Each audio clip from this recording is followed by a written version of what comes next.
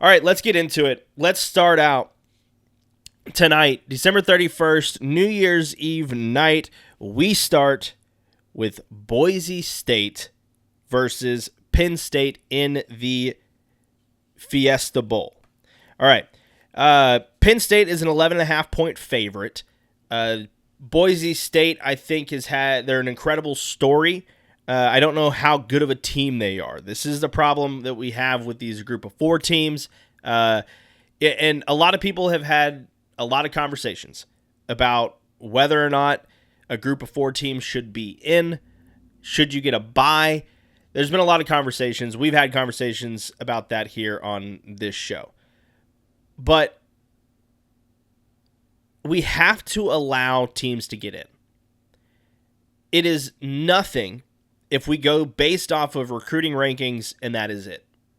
And how many composite players 247 has on each roster. We can't do that.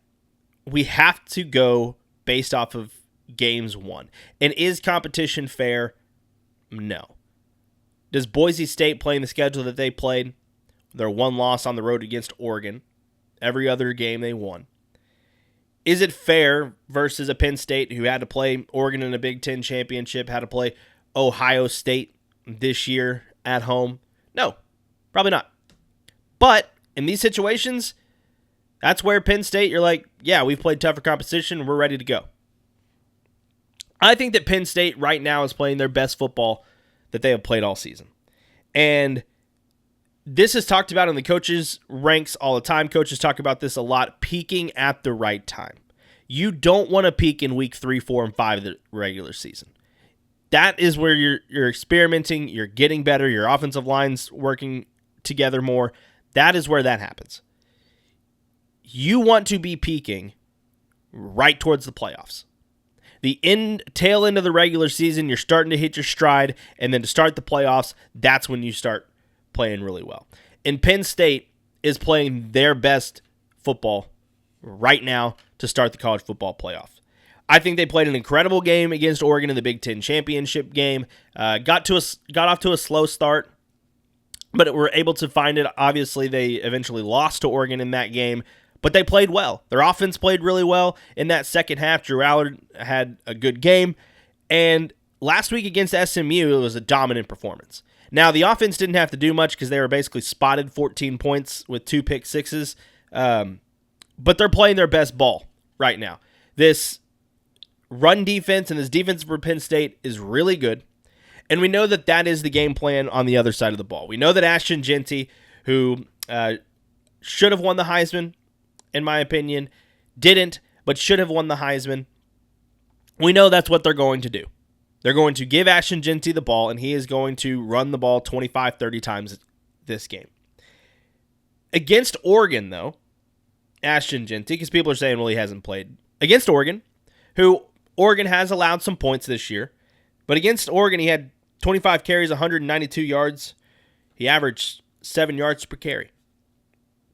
I don't think that's going to happen against Penn State.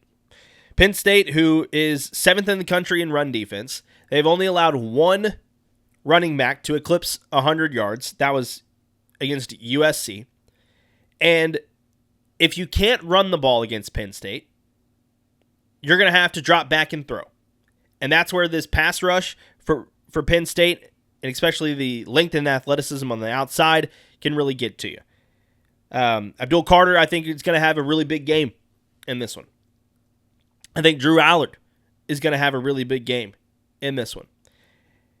I think that Penn State wins this one, and I think they cover.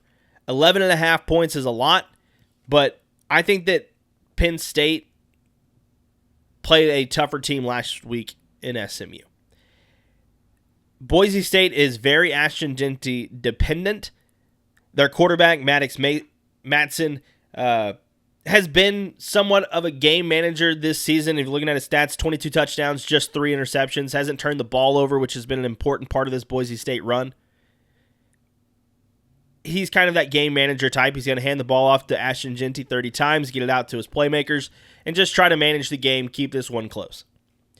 I don't think that in the second half they're going to have the dudes. Joel Klatt brought this point up, and I thought it was a great point. He was saying the best time to play the group of five as a group of five member, the best time to play these Power 4 schools is early in the year.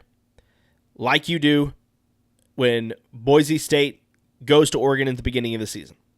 That is the best time to play them. The worst time for a group of 4 team to play, or a group of 5 team to play a Power 4 is late in the season. And the reason is depth. These teams, these Power 5 teams, these Power 4 teams, Penn State and Ohio State and Oregon and Texas, it's about depth.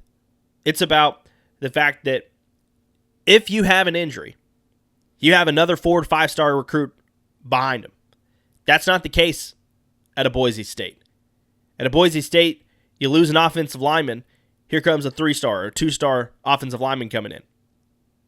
And so when you are healthy as a group of 4 team, group of 5 team, and you are playing a Penn State or an Oregon at the beginning of the year, that's when you want to get them. And I think that Penn State is going to have the depth. They're going to make this one interesting. Maybe in the first half it's going to be close, and then in the second half they are going to run away with it. I have Penn State covering the 11.5 points and winning outright.